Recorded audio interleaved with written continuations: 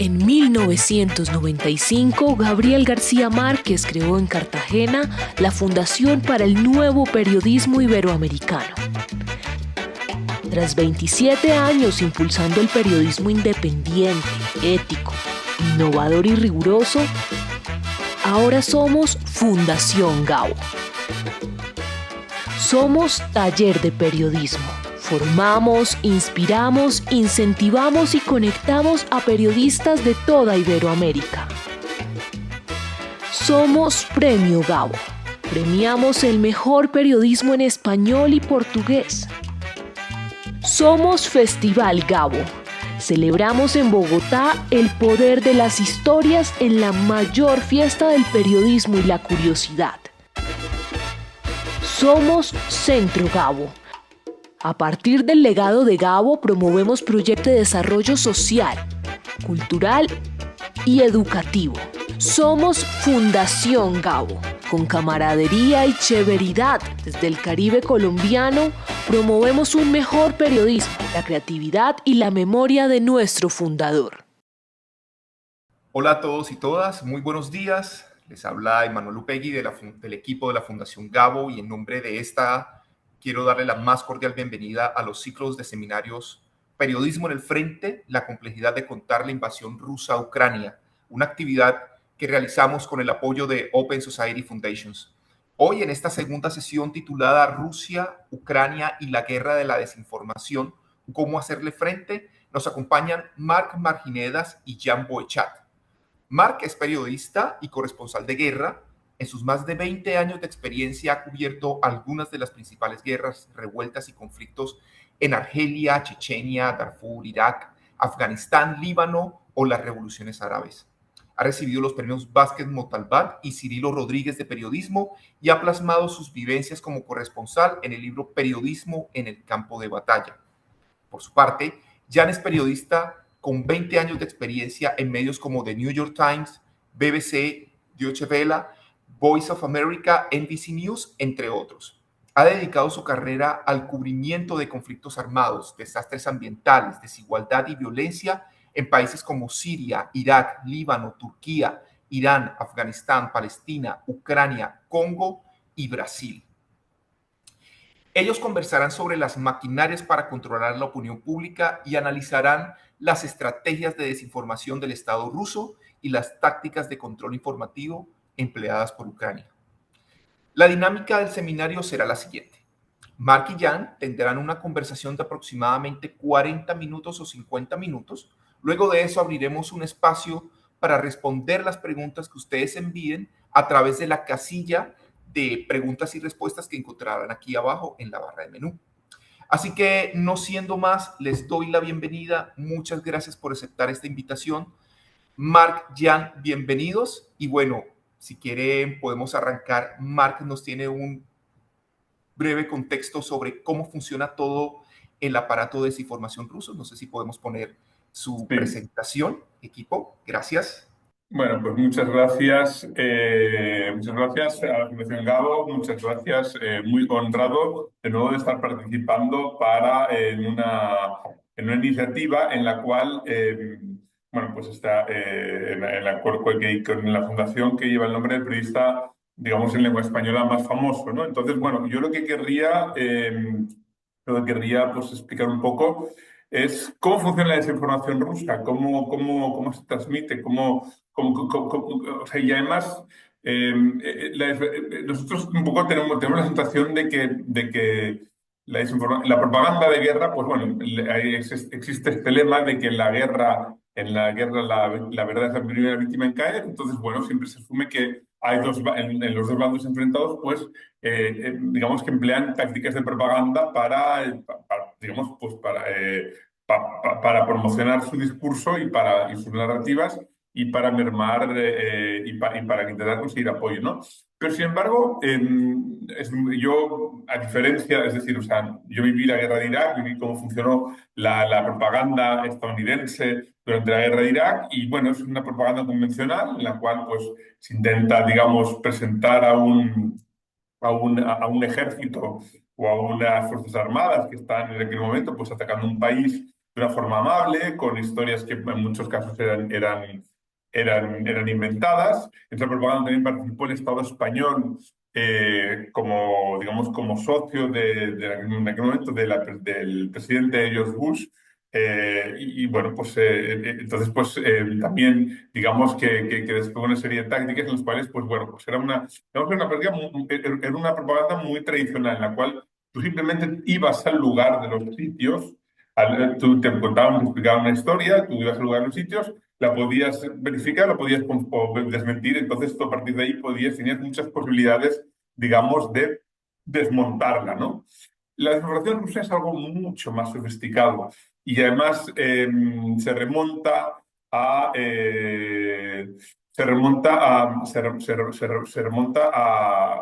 algo es algo que se practicó durante la Guerra Fría, que utilizaba la KGB como un arma, digamos, para infiltrar, para mermar para mermar al enemigo durante la Guerra Fría, en particular en Europa, y tenía un alcance relativamente limitado, porque al fin y al cabo estamos hablando de la Guerra Fría, se llevó a cabo en la época en la cual los diarios eran en papel, las radios eran, los métodos, digamos, que los medios eran limitados.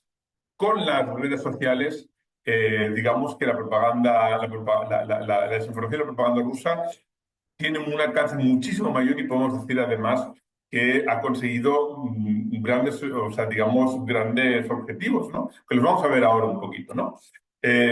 Una noción básica, la propaganda rusa no busca promocionar a Rusia como Estado, no busca promocionar las bondades del Estado ruso. Digamos que Rusia no es un país que quiera ser querido, no es un país que quiera ser apreciado ni valorado, ¿no? O sea, es una relación. Rusia fundamentalmente lo que quiere es ser temido. Y entonces la propaganda fundamentalmente a lo que se dedica es digamos que a generar caos y confusión. Caos y confusión en países a los que considera rivales, ¿no?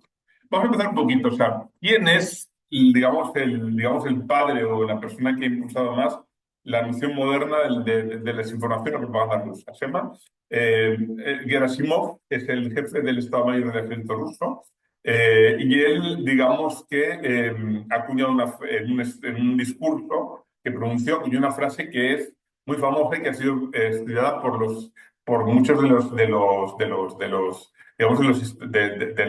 estudiosos del tema, ¿no? Es decir, se considera la teoría de Gerasimov, que es lo que se resume en esta frase.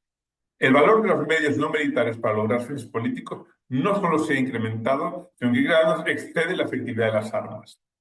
¿Eso qué quiere decir? Que Rusia en estos momentos, o sea, es decir, está, digamos, en guerra con una parte importante del mundo. No está solo en guerra con Ucrania, sino está en guerra con aquellos países que apoyan a Ucrania, está en guerra con aquellos, está intentando influir en aquellos países como Colombia, muchos países de Latinoamérica, que no se han pronunciado y que intentan mantener una actitud de neutralidad. Digamos que desarrolla pues, una serie de actividades muy intensas de propaganda con todos estos en estos lugares, ¿no?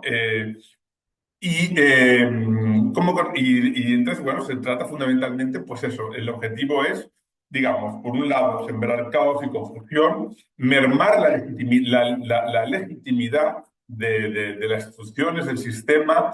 Es una cosa que se llama, hay tres tipos de poderes según los analistas, ¿no? Está el soft power, que sería eso, el dinero, convencer a un país o a un estado diferente con dinero, con prebendas, Luego está el hard power, que es la guerra, y luego está el harsh power. Harsh power significa utilizar medios de comunicación para que el ciudadano, digamos, para mermar desde dentro el consenso interno en ese país y mermar la credibilidad y la legitimidad del sistema, ¿no? ¿Con eso qué consigue? Bueno, pues consigue que un país determinado, que es un país, por ejemplo, que está apoyando a Ucrania, como es el caso de España o el Reino Unido, lo que intenta fundamentalmente es mermar el consenso en torno al envío de armas a Ucrania, ¿no? En torno al apoyo que pueda recibir Ucrania, ¿no? En el caso de América Latina, fundamentalmente es mantener que la mayoría de los países continúen siendo, digamos, neutrales o favorables a las tesis de Rusia. Pero en cualquier caso, de lo que se trata es de... Y luego hay otra cosa que sí que es un elemento muy importante, que es promocionar sistemas en los cuales, aunque haya democracia, aunque haya elecciones, serán elecciones que en realidad no permitirán una real alternancia de poder, ¿no? Y eso, por ejemplo, estamos viendo clarísimamente en los casos de Venezuela o más recientemente México. Pero vamos allá. Entonces, este es el señor Gerasimov, Valery Gerasimov, que es el jefe del Estado Mayor, y bueno, es el que acuñó esta frase. Para que veáis un poco lo efectiva que ha sido esta propaganda. Siguiente filmina, pues siguiente... vale, perfecto. El primer ejemplo de la doctrina de ejemplo de empleo efectivo de la doctrina de Gerasimov. Precisamente hoy es un día muy importante porque el señor Trump ha vuelto a ser reelegido presidente de Estados Unidos. En este caso, la elección ha sido tan ajustada y ha conseguido, digamos, ganar el voto popular. Pero en el 2016, Trump era clarísimamente una persona que ni siquiera era favorito para optar a la nominación del Partido Republicano. Bueno, logró la nominación del Partido Republicano y consiguió ganar a Hillary Clinton en las elecciones que llevaron a cabo en 2016. ¿Qué tenemos en 2016? Sabemos que solo en la red de Facebook, 140 millones de ciudadanos llegar en Facebook y otras redes sociales, llegaron a ver anuncios pagados por Rusia o generados por fábricas de bots de Rusia que alentaban, directamente que no promocionaban a Trump, pero por ejemplo que digamos que asustaban los instintos racistas, ¿no? O que en el caso de... Y además la hacía seleccionando el público al que se dirigía, ¿no? Porque, por ejemplo, había los mensajes dirigidos a los negros, como se interpretaba que los negros, que la comunidad negra la comunidad negra de color era una comunidad que favorable a Biden, lo que se pretendía era desincentivar la participación de ese grupo. Y de hecho, perdona, Hillary Clinton, y pues de hecho, en esas elecciones el voto de la ciudadanía negra por el candidato republicano por primera vez empezó a flaquear, ¿no? Entonces tenemos... Fijaos el impacto que ha tenido. O sea, es decir, 140 millones de ciudadanos cada semana viendo en las redes sociales anuncios o contenido pagado por Rusia que azotaba el racismo, que azotaban el odio al extranjero, etc. Y esas elecciones tenemos que recordar que se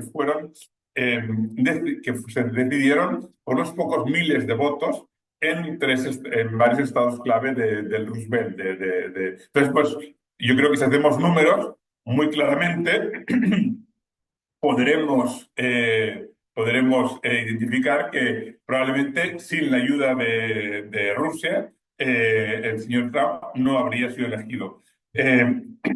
No solo habría sido elegido, y si no habría sido elegido, pues probablemente el trumpismo no se habría enraizado, no habría anclado en la cultura y digamos, la opinión pública y del mundo conservador en Estados Unidos, y probablemente quizás no tendríamos a un segundo mandato de Trump en estos momentos. Entonces vemos aquí que la doctrina de Gerasimov de influir a través de armas han conseguido tener un presidente que con mínimo ha roto totalmente con la tradición del Partido Republicano, que era un partido que tradicionalmente tenía una actitud de mucha mayor dureza y mucha mayor firmeza respecto a Rusia o la URSS, que era su aliado durante la guerra, su gran enemigo durante la Guerra Fría. Segundo ejemplo. A ver, la siguiente filmina, por favor. Aquí tenemos en el referéndum del Brexit, el referéndum que determinó que el Reino Unido debía abandonar la Unión Europea, ¿no? Un referéndum que prácticamente se ganó por prácticamente 2 puntos de diferencia, y además que al igual que las elecciones de 2016, 2016, resulta que las encuestas, digamos que no predecían esto, ¿no? ¿Cómo consiguió fundamentalmente? O sea, hay varios elementos con los cuales Rusia ha conseguido, digamos, o sea, influyó, ¿no? Pero fundamentalmente el más importante de ellos, el que más ha salido y el que más se ha denunciado, es la participación de Aaron Banks. Aaron Banks es un empresario con intereses económicos en Sudáfrica, minero, que donó varios millones de libras a la campaña a favor de la salida del Reino Unido de la Unión Europea, ¿no? Como, sin embargo, si uno, pues, hubo bastante, en aquellos momentos la gente se sabía poco, se conocía poco, todavía no sabía mucho acerca de las campañas de injerencia de Rusia, y entonces, pues, pero cuando los periodistas empezaron a investigar, se dieron cuenta de que el patrimonio de este señor no podía sufragar los millones de libras digamos, que había pagado a la campaña del Brexit, ¿no? Entonces, varias horas salieron. Bueno, una de ellas, pues, que llegó a recibir, él es un empresario minero que llegó a encontrarse, a tener relaciones con un empresario minero de Rusia que le habría ofrecido, que según se especula en aquella época, le habría ofrecido, pues, intereses mineros en Siberia. Y luego se supo también que el señor Banks había abandonado el Reino Unido y había entrado en Rusia, en algunos casos sin ver sellado su pasaporte, lo cual quería decir que tenía un cierto tipo de complicidad con el Estado ruso, ¿no? Eh, Hubo tentativas de investigar, de procesar a este señor, pero bueno, el resultado está ya. Casi una década después del referéndum del Brexit, el Reino Unido, pues se abandonó está en este momento fuera de la Unión Europea, y además se sabe que ha perdido bastante fuelle y bastante impulso económico debido a su separación digamos, del mercado único europeo, ¿no? Es un país que en estos momentos crece bastante menos de lo que crece en los países socios que un día formaron la Unión, con los cuales se alió durante la época en que formó parte de la Unión Europea. La siguiente, Filmina, por favor. Este es un caso mucho más, digamos, mucho más reciente, y además que creo que en América Latina os va a interesar mucho más, ¿no? Porque además es un ejemplo de cómo, de la tremendamente agresiva campaña de injerencia que está teniendo en estos momentos Rusia en América Latina.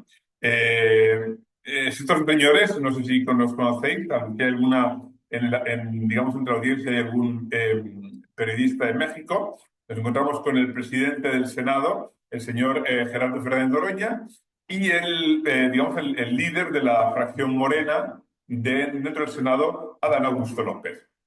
Bueno, la reforma judicial tenía que ser aprobada por 2/3 de las dos cámaras del Parlamento, y en la Cámara Baja, digamos que la reforma judicial impulsada por AMLO, que establecía que los jueces de la Corte Suprema y los jueces general iban a ser elegidos por sufragio universal, pues tenía que recibir necesitaba 2/3 de ambas cámaras del Parlamento. En la Cámara Baja tenían esa mayoría, pero en el Senado no la tenían. Entonces, en los días previos, antes de la votación, dos senadores del PRD, del Partido Revolucionario Democrático, o sea, si fueron cooptados por Morena. Entonces quedaba solo un diputado. Necesitaban un diputado, ya fuera un diputado que no asistiera a la sesión donde se votaría la reforma judicial, o un diputado que cambiara de bando y votara a favor de Morena, ¿no? Entonces, bueno, pues digamos que eso fue conseguido gracias a la intervención de estos dos señores, ¿no? En el primer caso, el señor Fernando Fernández Noroña, él, digamos que mantuvo una votación, pese a que un senador no tuvo que ausentarse por causa mayor porque en el estado, su estado de origen, habían detenido a su padre. Y entonces, pues por fuerza mayor, se tuvo que quedar aquí. Pese a los ruegos de algunos diputados, de algunos senadores de la oposición, él se negó en redondo a detener la votación y la votación tuvo lugar. Entonces, bueno, ya llegaban los números. Pero no solo fue eso, sino que además, para asegurarse el tiro, Adán Augusto López, líder de la fracción de Morena en el Senado, también actuó, ¿no? Según la prensa local mexicana, él se reunió con el senador, un senador tránsfuga del partido del PAN, del Partido Nacional Conservador, que cambió el sentido de su voto días antes de la votación, ¿no? Esa votación, esa sesión, según las filtraciones de la prensa mexicana, esa filtración, en esa reunión, Adán Augusto López le llegó a prometer al senador, que tenía varios familiares implicados en casos de corrupción, digamos, que suspenderían, que esos casos judiciales se detendrían, ¿no? En principio, bueno, no deja de ser una manipulación, pero vamos a ver, o sea, ¿qué tiene que ver Rusia con esto? Bueno, pues tiene que ver todo. Gerardo Fernández Noroña es una persona que en varias ocasiones ha alabado públicamente a Rusia y a Vladimir Putin. Ha llegado a decir que él ha hablado en términos muy elogiosos de Vladimir Putin. Llegó a decir que un líder centro-izquierda elegido por voto popular, muy popular. Y eso, pues bueno, evidentemente, pues es una persona que criado, digamos, o sea, cuya ideología se ha gestado en la izquierda de los años 70 en América Latina, entonces digamos, muy imbuido por esa dinámica de Guerra Fría, ¿no?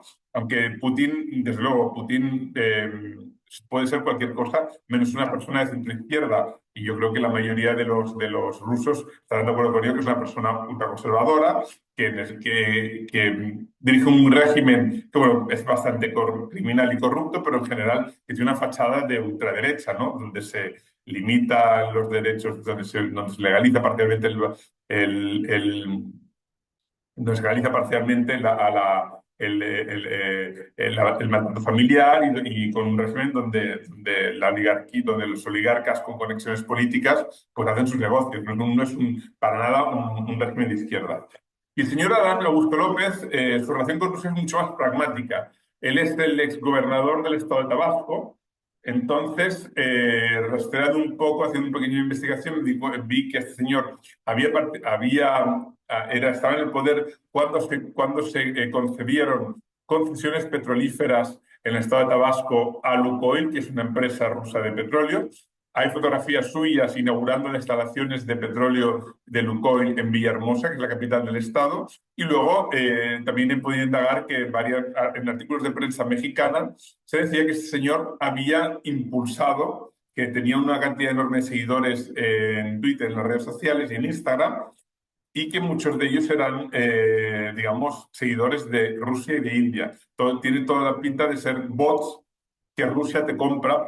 Rusia, fundamentalmente, cuando tiene a alguien que es un asset, que considera un asset, digamos que le impulsa y le impulsa, le compra bots y le compra y impulsa su presencia en las redes, ¿no? Y eso le da, digamos, un perfil mucho más elevado de lo que en realidad tendría si es algo que funciona en Rusia. O sea, si vemos fundamentalmente las cuentas de Twitter de los propagandistas rusos de RT, por ejemplo, Ignacio Génova u otras personas, son cuentas verdaderamente con muchísimos seguidores, pero esos seguidores, según los estudios, muchos de ellos son bots, cuentas automatizadas, que en realidad responden a perfiles reales. Y ya por último, el ejemplo con éxito de la doctrina de Gerasimov, con éxito relativo, porque no consiguió digamos, el objetivo que se planteaba. Por favor, la última filmina. Hola. Vale, el último fue precisamente aquí en Barcelona, durante el referéndum autorizado de independencia y crisis política en Cataluña en 2017, ¿no? ¿Qué es lo que sucedió? Bueno, pues en esos momentos tan tensos en los cuales el gobierno de catalán convocó un referéndum no autorizado por el gobierno español y entraban en choque dos actividades. Entonces, pues bueno, tenemos clarísimamente que hubo una gran actividad de servicios de información y de servicios de inteligencia rusos en Barcelona en los días y en los meses previos. Sabemos, por ejemplo, que hubo presencia de agentes del GRU. El GRU es una unidad, es la inteligencia militar y tiene una unidad especializada en, digamos, en actos en actos de sabotaje o de estabilización política. Entonces sabemos que varios miembros de esa unidad pasaron por Barcelona en los días previos al referéndum. Calculamos que entre 7 y 8 personas estuvieron agentes rusos estuvieron en Barcelona durante esos días o unos meses antes, ¿no? Pero fundamentalmente lo que sí que nos queda muy claro a todos es que el propio presidente Puigdemont, catalán, en el momento en que él tenía que decidir si convocar elecciones y digamos que no rompía con la legalidad española o declarar unilateralmente independencia, que era el momento que era un momento en el cual podía romper con la legalidad española, este señor estaba siendo, digamos, está en contacto con un señor que se llama que se llama Víctor Tarradellas, y que esta persona era su asesor de relaciones exteriores y había estado 3 veces en Moscú, donde lo podemos documentar, lo puedo comentar yo durante mi estancia en Moscú, y había ofrecido digamos, a diputados próximos al régimen de Putin el reconocimiento perdón, el reconocimiento de la anexión de Crimea por parte de la cultura catalana independiente, ¿no? Algo que digamos que está totalmente en luces con la doctrina y con los y con lo que en esos momentos defendía, los postulas que defendía en esos momentos la Unión Europea, ¿no? Que pensaba que era una anexión simplemente por la fuerza, la anexión de Crimea. Entonces, digamos que, y bueno, eso tuvo su peso y en ese momento, pues digamos que la propia Rusia tenía un vínculo directo a través de sus agentes mediante la intervención de Víctor Tarradellas, con la persona que decidió la decisión más trascendental de Cataluña digamos, en las últimas 2 décadas, ¿no? Que fue la decisión de no convocar elecciones y de proclamar unilateralmente independencia, ¿no? Entonces, bueno, yo lo voy a dejar aquí para que veáis un poco, digamos, hasta qué punto, digamos, Rusia está, digamos, actuando y doy paso a Jan, mi colega Jan de Brasil, que nos puede contar pues, cómo Ucrania consigue controlar, imponer límites a la tarea de los periodistas en Ucrania. Hola, buenas tardes. Muchas gracias por la invitación. Gracias, Mark, por la presentación. Muy interesante.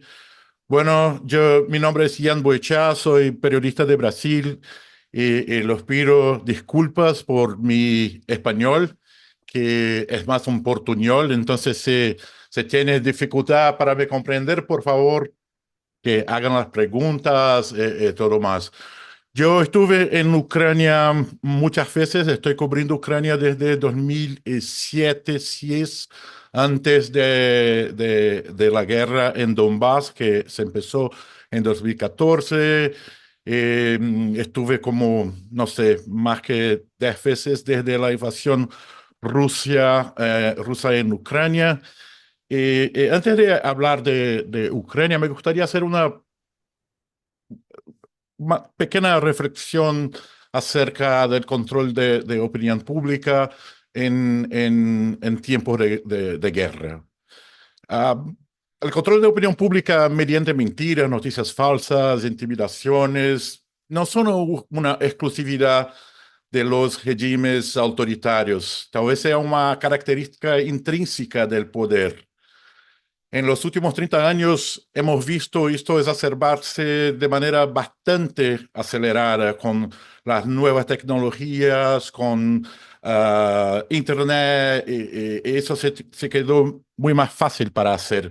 Pero nosotros no podemos olvidar lo que pasó hace 20 años, cuando los Estados Unidos, Inglaterra y otros países fundamentaron su invasión a Irak baseados en una mentira, en una campaña de control de la opinión pública sustentada por esta mentira. Los efectos de esa inmensa mentira se sienten de forma muy concreta hasta hoy. Primero, el frágil equilibrio de Oriente Medio se rompió de forma definitiva con la invasión en Irak.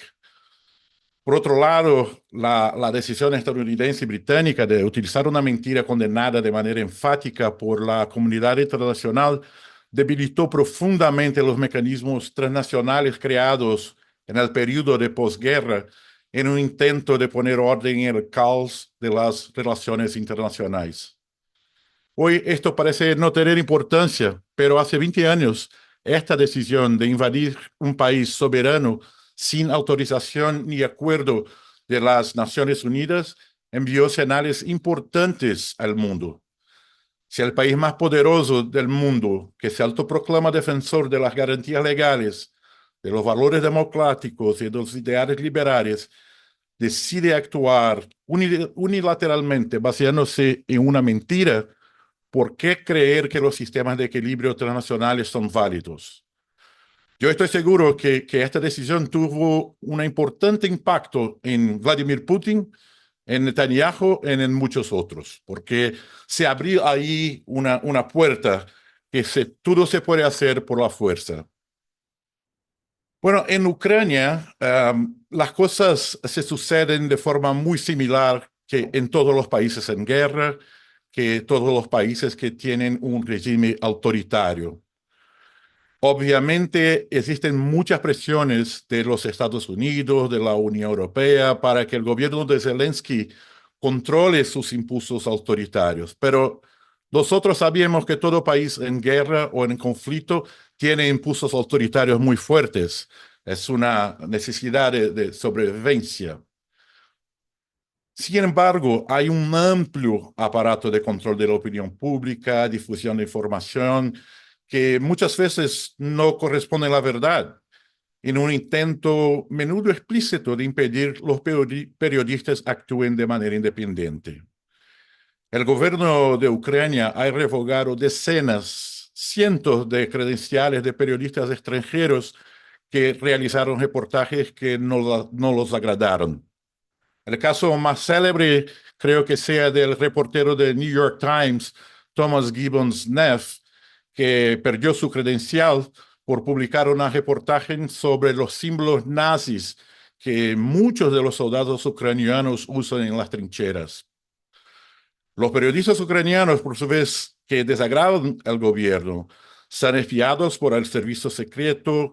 Algunos han sido enlistados para luchar porque he hecho historias que no le agradaba al gobierno. En Ucrania hay una presión muy grande para que los periodistas conten la historia que el gobierno quiere. Esto no es distinto de en muchos países que nosotros conocemos. Hay muchas presiones del mundo occidental que ahora financia la guerra para que eso no se pase. Me recuerdo de un caso en que Trudeau, del primer ministro de Canadá, pidió directamente a Zelensky para que un periodista ucraniano, Anton Skiba, pudiese tener su credencial una vez más. Lo que quiero decir es que en Ucrania, como en todos los países en guerra, nosotros periodistas somos una amenaza para el gobierno porque intentamos contar la verdad. Eso se pasa también ahí en Ucrania, un país que se dice luchar por los valores democráticos, los valores, los ideales liberales. Pero no se puede olvidar también que Ucrania tiene un pasado muy cerca de Rusia, un pasado soviético, y parte de esta memoria de control de la información está muy viva. Bueno, podemos entrar en otros detalles, pero esta es la primera participación que me gustaría hacer. Mark.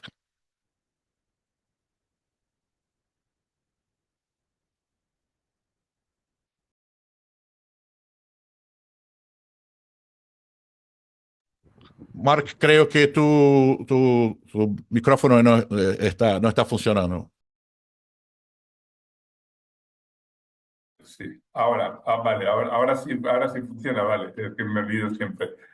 Bueno, yo un poco me parece muy interesante digamos, lo que acabas de explicar, o sea, es decir, es algo con lo cual lo que tenemos que luchar. Hemos visto hace poco, por ejemplo, una queja del diario, no sé si fuera el Kiev Post, que hablaba públicamente, denunció las presiones de Zelensky, ¿no? Me parece a mí. ¿Qué diario fue? El Kiev Post denunció las presiones de Zelensky y a la vez que, digamos, y el comunicado que publicó digamos, el diario, recuerdo que ellos decían que, bueno, que ellos no cuestionaban para nada la lucha contra el enemigo común, pero que, bueno, que se sentían presionados por Zelensky. Entonces, bueno, y hay una cosa que sí que me parece, digamos, es decir, la lucha contra la censura es algo que es una constante, ¿no? Es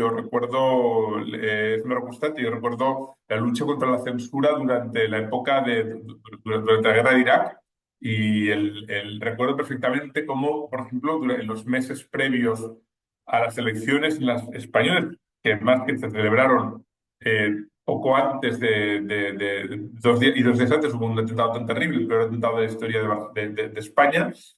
La misma política informativa que luego el gobierno actuó, que fue intentar desviar la atención de esos atentados, en los cuales el gobierno culpó instintivamente a ETA, cuando en realidad había sido, digamos, extremistas islámicos, en represalia por la participación de la guerra de España en la guerra de Irak. Recuerdo que toda esa política la estábamos viendo nosotros durante, o sea, es decir, la falta de acceso a las fuentes de información. Recuerdo que cada vez que había algún incidente con las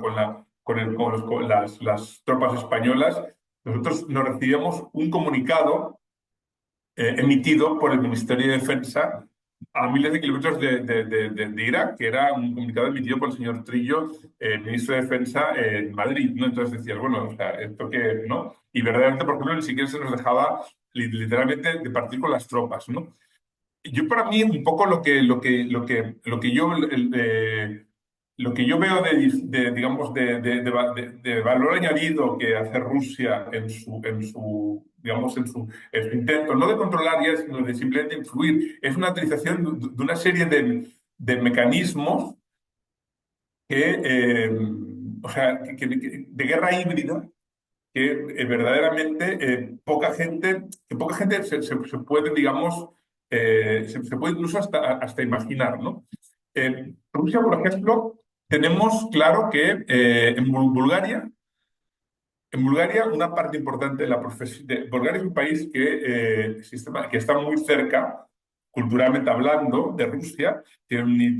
Habla una lengua parecida. De hecho, el búlgaro, si yo lo veo escrito, lo puedo entender, porque es muy parecido al ruso.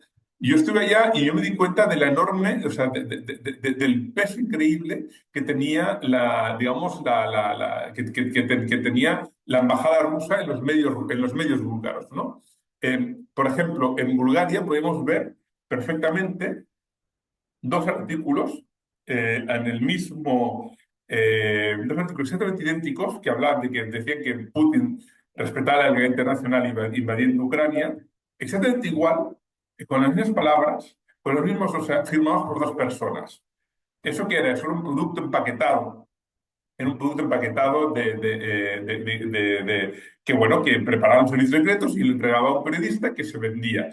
Según dijo entonces la jefa de gabinete del primer ministro, de Petkov, ella dijo que tenía informaciones de que periodistas búlgaros cobraban un sueldo de 2.000 euros. Eso es un sueldo mensual, aparte de eso es normal. Es un sueldo bastante elevado, ¿no?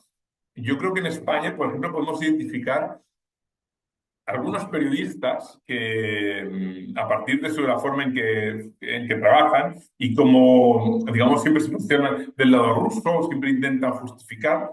O sea, la compra de periodistas es algo que que es algo que forma parte digamos,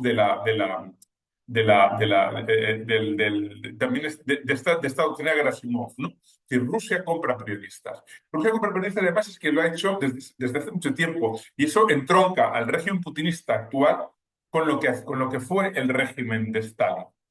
El régimen de Stalin... Mark, ¿me puede hacer una pregunta para usted? Sí, claro. Discúlpame que te interrumpo. ¿Tú crees que nosotros acá en Latinoamérica, Sí, en los años 60, 70, 80, vivimos sobre una influencia muy fuerte de los Estados Unidos, sí, que hicieron también campañas de desinformación, sí, campañas de control de opinión pública, financiaron golpes de Estado? ¿Tú sí. crees que la naturaleza lo que los rusos están haciendo ahora es muy distinto lo que los americanos hicieron en América Latina y en otras partes del mundo en la Guerra Fría? A ver, yo creo fundamentalmente que no. Lo que sí que te quiero decir es que en estos momentos, lo que sí que tengo claro es que Rusia es mucho más activa que Estados Unidos en estos momentos en América Latina, pero Claro, muchísimo, infinitamente más activa. No, yo no puedo, a ver, yo no soy un experto en América Latina. Recientemente fui a México por primera vez para investigar la injerencia rusa en América Latina y me pareció tremendamente, y me pareció muy elevada. No lo puedo comparar, no lo puedo comparar porque me falta datos, yo era muy pequeño en aquella época, en los años 70, 80. Lo que sí que te quiero decir es que en estos momentos lo que sí que me parece es que por los problemas internos que tiene Estados Unidos, porque la incapacidad que, por ejemplo, va a tener, de hecho, ha tenido Biden durante todo su mandato y va a tener Trump probablemente en su mandato, la penetración rusa en América Latina es muchísimo, muchísimo más potente incluso que en la época de la Guerra Fría. Lo que sí que me dijeron en la época de la Guerra Fría que teníamos una isla que era Cuba, que era digamos, su aliado, y luego, por lo que me decían periodistas que cubrieron aquel entonces digamos, los conflictos con guerrillas izquierdistas en El Salvador, digamos que había un pacto de que los conflictos no escalaran digamos, no se convirtieran en un conflicto regional y no intervinieran las superpotencias. En estos momentos, por ejemplo, Rusia tiene un aliado muy potente en Nicaragua, tiene miles de asesores de seguridad desplegados en Nicaragua. Según mis informaciones, yo estuve entrevistando a exiliados nicaragüenses en México que participaban en las protestas de 2018, me dijeron que una cosa de la cual se conocía muy poco, ¿no? Es decir, que el régimen de Ortega desplegó francotiradores en las protestas estudiantiles de 2018 y ellos oyeron hablar ruso. Yo hablé con ellos y iban vestidos de negro. Y luego, además, otra de las cosas que utilizó el régimen de Ortega digamos, un software que te permite piratear todas las conversaciones de WhatsApp que se tienen. Entonces, ese software permitió que en un periodo de tiempo relativamente corto a las fuerzas policiales de Nicaragua matar incluso a los líderes de la protesta. Entonces, o sea, por ejemplo, entrevisté a varias personas que me dijeron, si no hubiera habido francotiradores, Nicaragua no hubiera, digamos, sobrevivido. O sea, el régimen de Nicaragua, el régimen de Ortega, se hubiera visto obligado digamos, a negociar. El régimen de Nicaragua en estos momentos se calcula como 6.000 asesores de seguridad. Hay un edificio entero anexo a la embajada rusa, que es un edificio donde está, digamos, todo digamos, un dispositivo de seguridad muy importante encargado de controlar el interior del país, incluso de espiar a Estados Unidos. Y una cosa que se ha convertido en Nicaragua se ha convertido en un hub de inmigración ilegal para Estados Unidos, en dirección a Estados Unidos, que es un papel muy parecido al que ejerció Bielorrusia poco antes del inicio de la guerra de Ucrania. Es decir, se convirtió en un hub, sabiendo que la migración es un tema muy divisivo en Europa.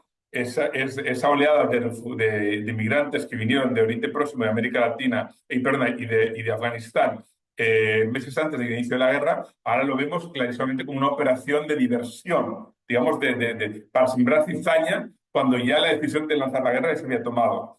Yo estuve en junio en México, estuve en Saltillo, en Coahuila, Zaragoza y en Monterrey hablando con refugiados y me contaron cómo lanchas patrulleras de la Marina nicaragüense traían desde la República Dominicana, desde Cuba, traían a migrantes hasta el puerto de Bluefields en Nicaragua y luego los enviaban. Pagaban como 600 euros por cada viaje. En esos viajes había como 30 personas.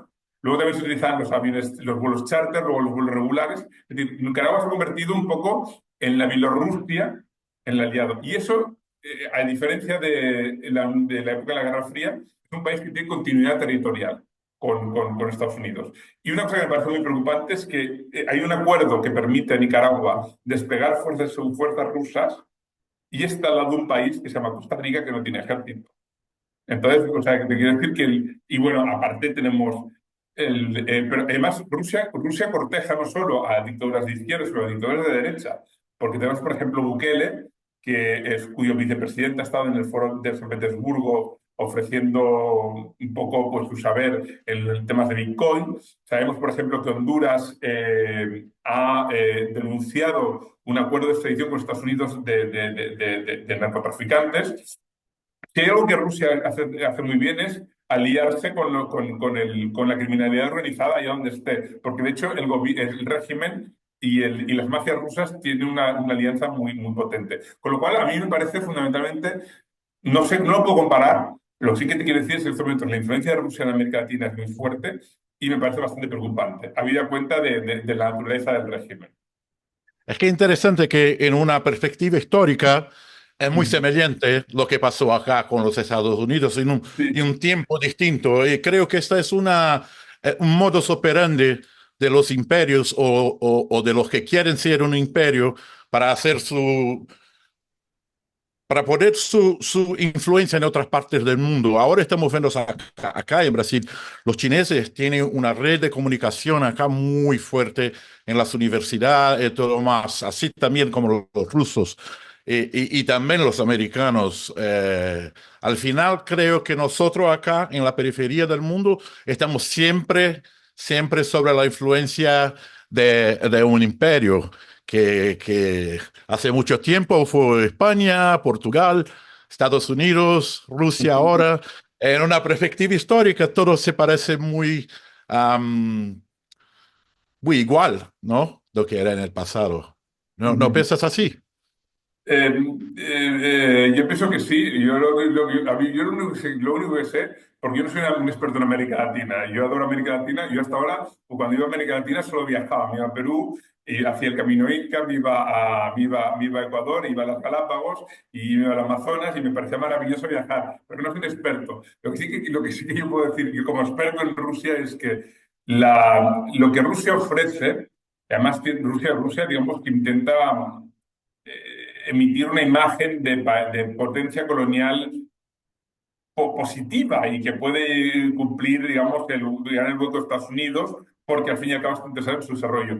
Yo creo que cualquier persona que conozcamos cómo funciona Rusia, es decir, Rusia al final los regímenes aliados de Rusia se convierten en regímenes personalistas, familiar, de dinastía familiar, como Venezuela, como Nicaragua, como la propia Bielorrusia, porque independientemente digamos, de la ideología, ¿no? Entonces, a mí me parece que Rusia, pues lo que tiene que ofrecer es, o sea, lo que ofrece fundamentalmente Rusia, América Latina, porque además no es una potencia económica, no es China, no puede, fundamentalmente ofrece dos cosas, es servicios de seguridad, es decir, inteligencia, y agentes que van a apuntar al régimen de turno y luego propaganda. Entonces, por ejemplo, vemos, propagandistas muy interesantes, muy, muy, muy potentes, como el señor Víctor Ternovsky, que constantemente viaja a Nicaragua a dar clases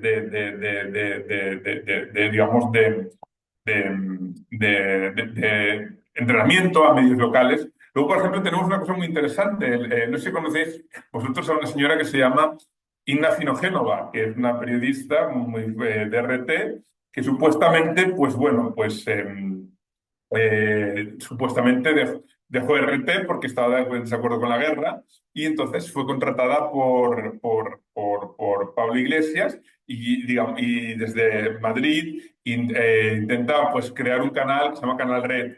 Yo, o sea, es decir, o sea, al principio INA intentaba hacer un poco, veníamos en catalán, hacer la puta y la ramoneta, que quiere decir, digamos, parecer un poco neutral. En estos momentos, Canal Red es es, digamos, una marca, como digamos en España, una marca blanca de RT. No tiene, emite fakes, emite noticias falsas sobre el inicio de la guerra de Ucrania, sobre las protestas de Maidán, sobre todo en general. Entonces, o sea, es decir, y aparte hemos publicado y vamos a seguir publicando artículos que exponen. A la audiencia si quiere le puedo pasar los artículos que hemos publicado de investigación sobre ella, en las cuales, por ejemplo, testimonios que trabajaron con ella nos dijeron que falseaban noticias. Es decir, o sea, es un poco un intento de crear una especie, o sea, y además eso tiene su lógica, porque lo bueno que tiene el aparato de propaganda ruso es que todo el mundo quiere marcarse, digamos, tanto ante el Putin, entonces expresa públicamente lo que hace. Entonces, la señora Margarita Simonian, la directora de RT, dijo un día: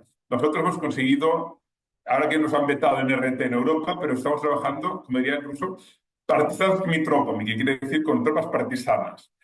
Y entonces, bueno, ¿quién es la tropa partisana que está trabajando en España? Pues evidentemente la señora Finogénova, bueno, que es o sea, no tiene, en España, digamos que su marco no no trabajaría en ningún medio grande, la contrataría, después de lo que hemos escrito otros medios ni de ella. Pero sin embargo, ella, por ejemplo, ella intenta crear, como si diría, el periodismo alternativo en América Latina.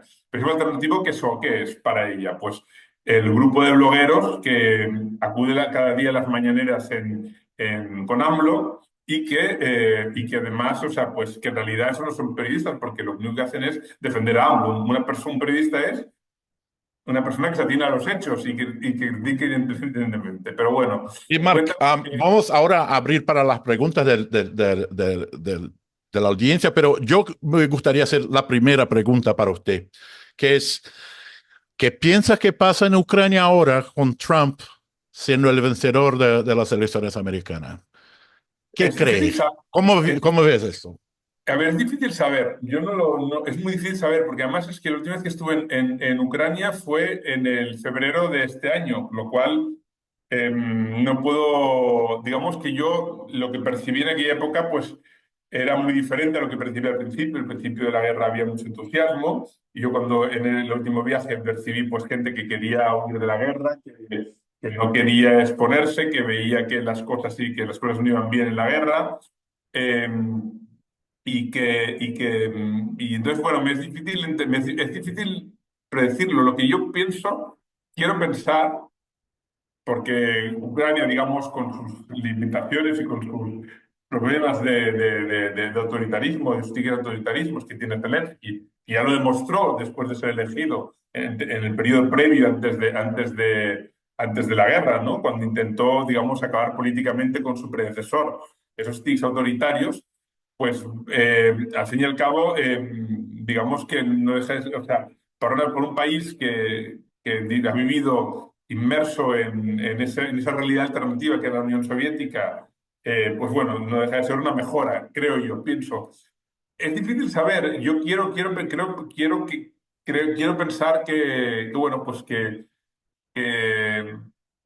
que Europa va, digamos, a acudir en ayuda de Ucrania, pues sobre todo porque entiende que es una guerra que está jugando que está librando en su continente, y que al fin y al cabo, si se permite que Putin obtenga una victoria clara, y una victoria clara significa volver a subyugar a Ucrania y instalar ahí un gobierno títere, entonces evidentemente eso empodera a Putin. Putin es una persona que yo llevo 20 años viviendo en Rusia, ha sido empoderado en el proceso. Es decir, la falta de reacción le ha empoderado.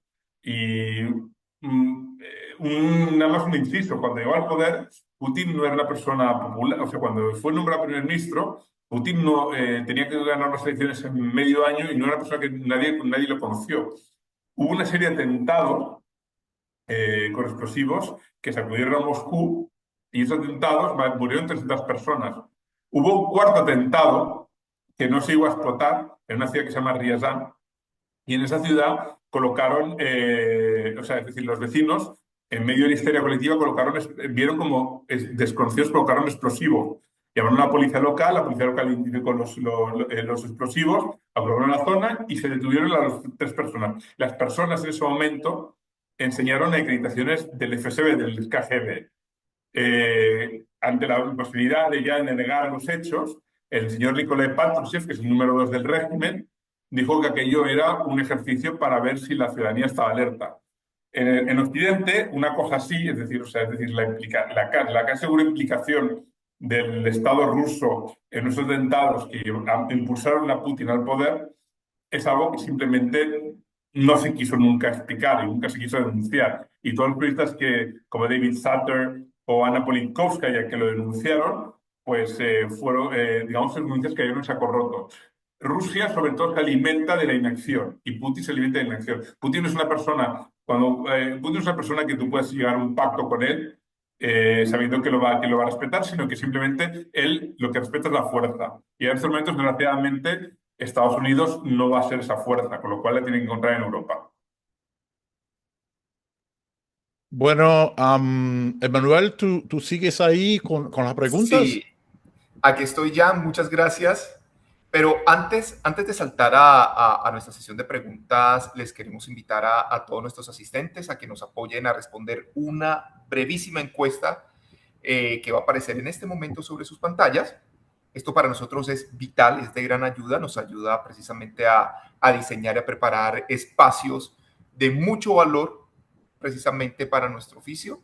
Entonces aquí vamos a esperar unos 10, 15 segunditos, son solamente 3 preguntas para que todos nos apoyen, por favor.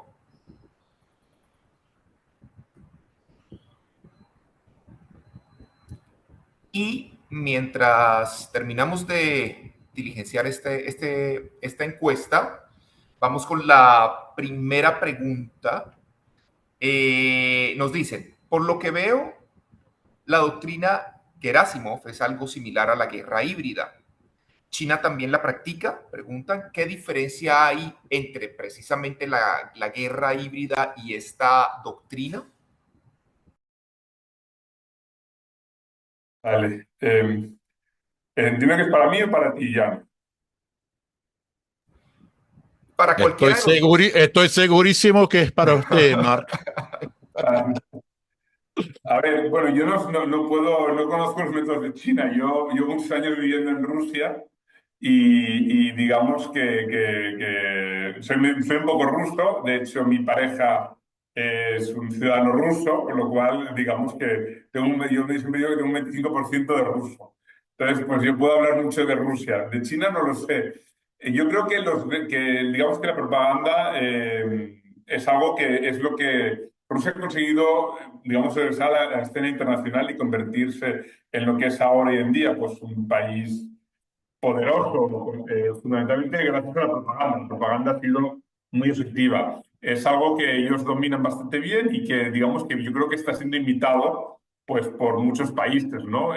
La guerra híbrida y la desinformación es parte de la guerra híbrida. La guerra híbrida es una forma, digamos, entonces, pues bueno, hay otras formas de guerra híbrida. Una de las cosas que tiene Rusia, Rusia tiene vínculos con grupos terroristas y Rusia ha impulsado en la guerra de Siria, no era creado, pero sí ha creado las condiciones para que Rusia y su aliado, el régimen de Bashar al-Assad, crearan, o sea, es decir, ha creado las condiciones para que la revolución siria, que era una revolución que buscaba democracia, se convirtiera en una monstruosidad, ¿no? Y se radicalizara.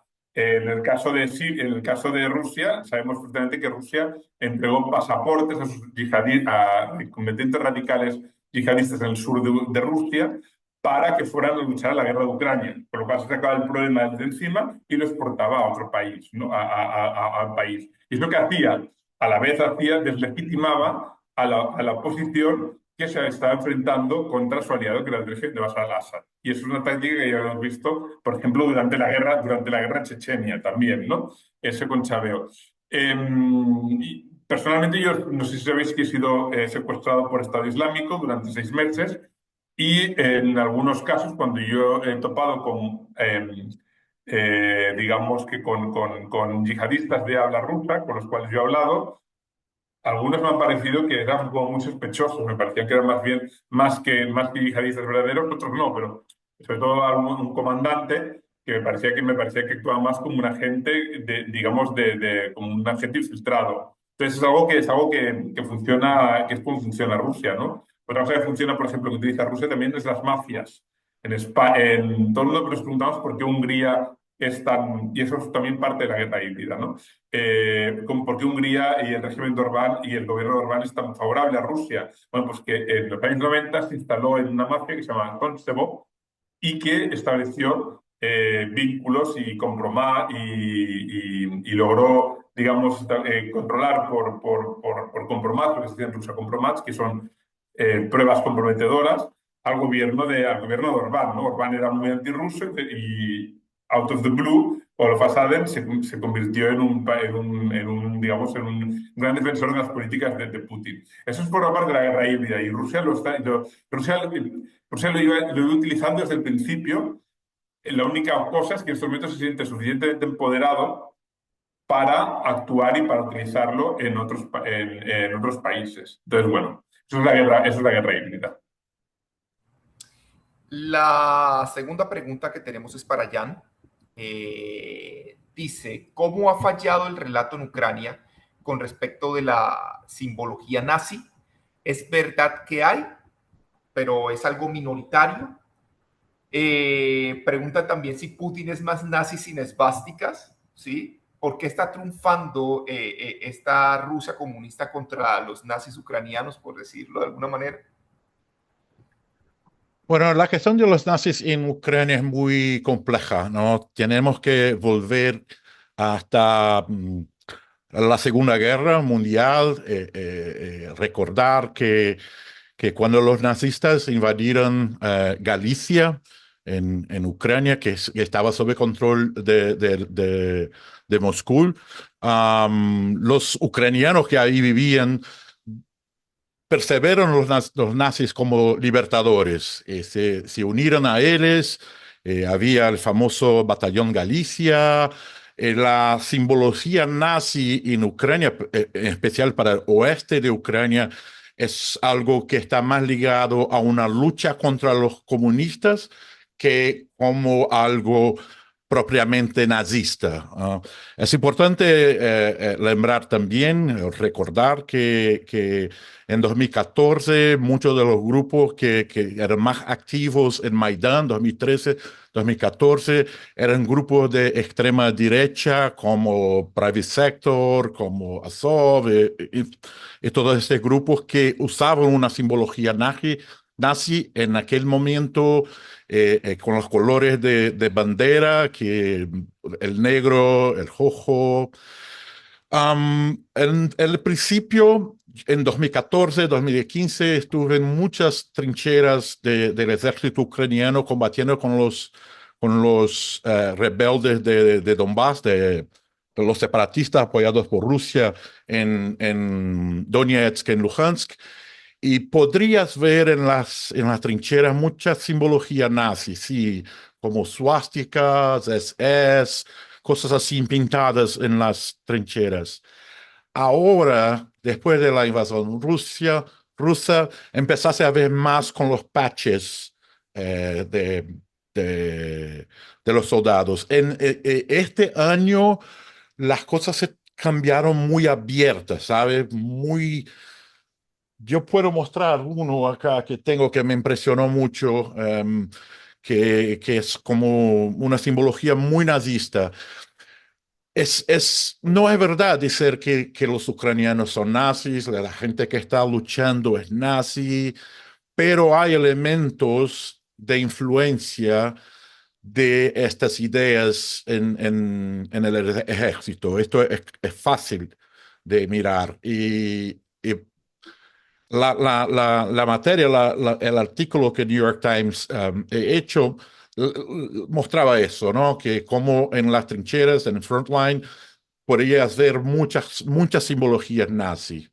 Si quieres, puedo mostrar algo aquí que tengo conmigo.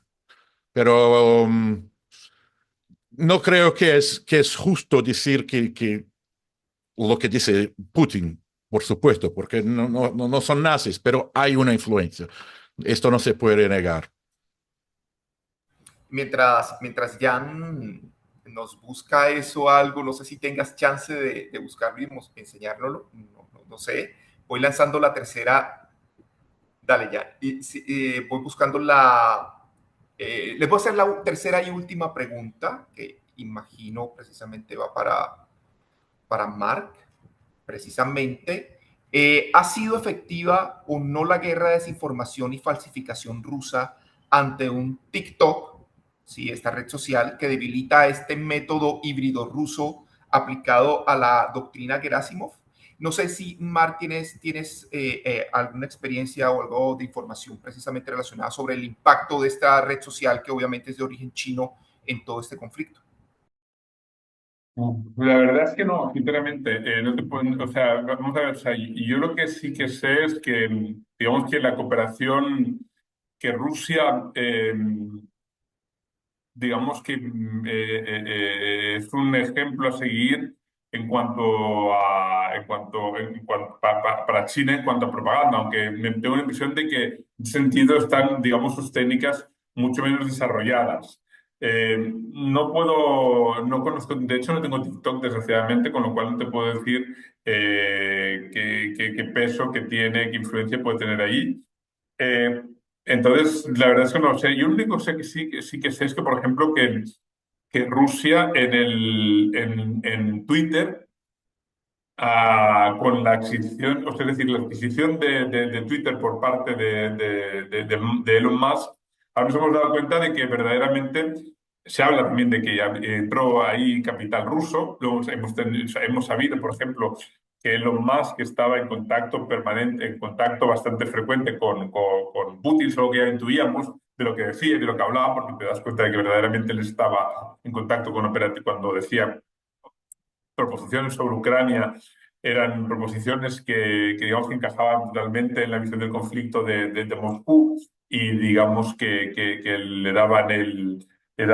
o sea, era un poco asumir, te das cuenta de que él por sí mismo no podía haberlas pensado. Entonces, bueno, en el fondo, hoy en día, por ejemplo, nos damos cuenta de que Twitter ha sido un elemento muy importante en, digamos, en generar o sea, una propaganda favorable a Rusia, ¿no? Y luego, en este caso, parece haber tenido bastante determinante el papel que ha jugado Rusia o sea, que el papel que ha jugado Twitter en la última elección de Trump, ¿no? Evidentemente, el señor Elon Musk tiene 200 millones de seguidores. Él cuando asumió la red social, eh, por ejemplo, las etiquetas que se ponían sobre la gente que trabajaba para RT, que advertían que eran cuentas que trabajaban de personas que trabajaban para los servicios de comunicación de un Estado. Eso se eliminó. Entonces, bueno, o sea, se puede decir que, bueno, que Twitter hoy en día es una red que ha sido bastante un buen vehículo para la transmisión digamos, ya que los medios en general, los medios de comunicación occidental, hemos tenido todos una posición bastante clara respecto a Ucrania y como país invadido. Entonces, bueno, ellos digamos que por las redes sociales han conseguido, digamos, que contrarrestar este mensaje, ¿no? Es lo único que puedo decir. Ok, Mark, muchas gracias. Jan, antes de finalizar, ¿qué tienes para todos? Bueno, déjame mostrarte. Eso se ve muy fácil ahora en Frontline. Es una águila con el símbolo de Azov. Este es símbolo de Azov, que, bueno, recuerda mucho una... Eso también se encuentra mucho ahora en el Frontline. Muchos soldados están usando eso.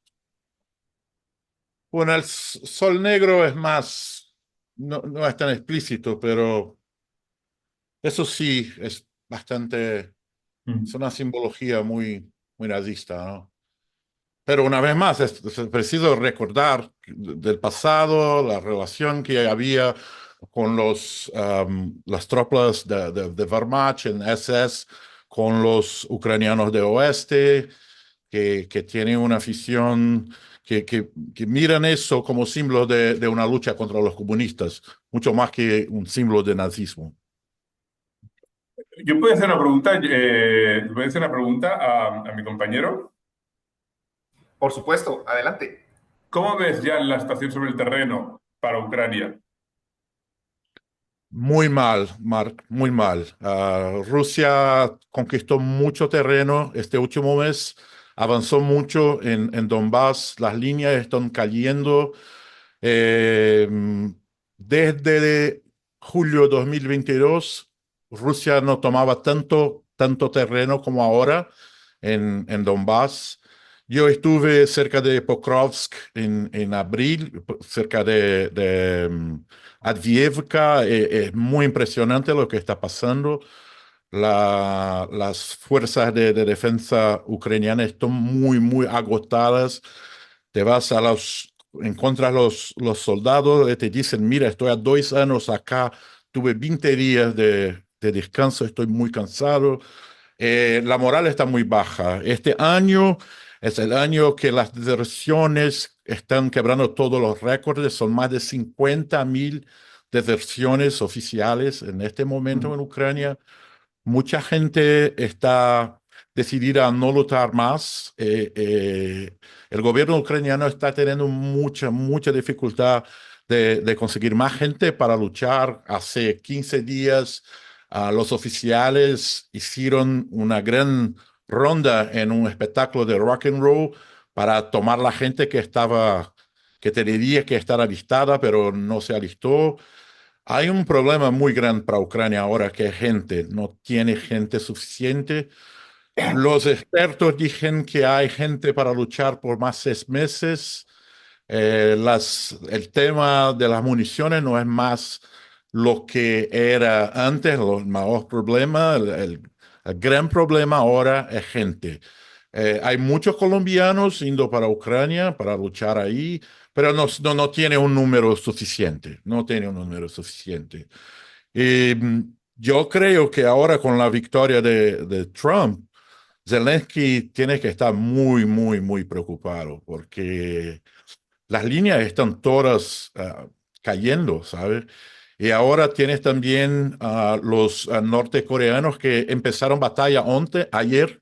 Ayer fue el primer día que se registró una batalla directa entre las fuerzas ucranianas y los nortecoreanos en suelo ruso cerca de Kursk. Pero es una situación muy difícil, muy difícil. Y no sé cuando Pokrovsk cae, no sé qué va a pasar en Donbass. Se cae ahora como se espera, creo que Donbass todo va a colapsar. Es muy triste lo que pasa ahí. ¿Y tú ves posibilidades de que el país vuelva o sea, es decir, que Putin consiga imponer sus condiciones? Yo creo que sí. Yo creo que esta es la única salida para Ucrania, encontrar una manera de mantener Kiev, perder todo Donbass, perder una parte importante de Kherson y Zaporizhia, y mantener una área desmilitarizada como quiere Putin y como la proposición de Brasil y China. Yo creo que no hay mucho que hacer porque no hay gente para luchar. El avance de las tropas rusas están muy aceleradas. El invierno está llegando con el ataque a todas las infraestructuras de energía. Las cosas se van a poner muy difíciles. Debe ser el peor invierno de Ucrania en la guerra. Vale, pues muchas gracias, John. Bueno, Jan, Marc, muchísimas gracias. Para todos y todas, este ha sido la segunda sesión del ciclo de seminarios Periodismo en el Frente, la complejidad de contar la invasión rusa a Ucrania. Los esperamos dentro de 8 días en la tercera y última sesión de este ciclo de seminarios. Estaremos conversando sobre los posibles futuros de este conflicto que precisamente ya Marc y Jan aquí nos dejaron entrever. Estaremos acompañados nuevamente por Catalina Gómez Ángel, moderando una conversación con el profesor e investigador de la Universidad Nacional, Carlos Patiño Villa, y el representante de Transatlantic Dialogue Center, el señor Oleksandr Slivchuk. Entonces, Mark, Jan, de nuevo, muchísimas gracias a todos y todas también por acompañarnos en este espacio. Muchas gracias, muchas gracias. Hasta luego. Muchas gracias una vez más. Perdóname por el español. Me voy a estudiar más, mejorar. Muchas gracias. Hasta luego. Gran día.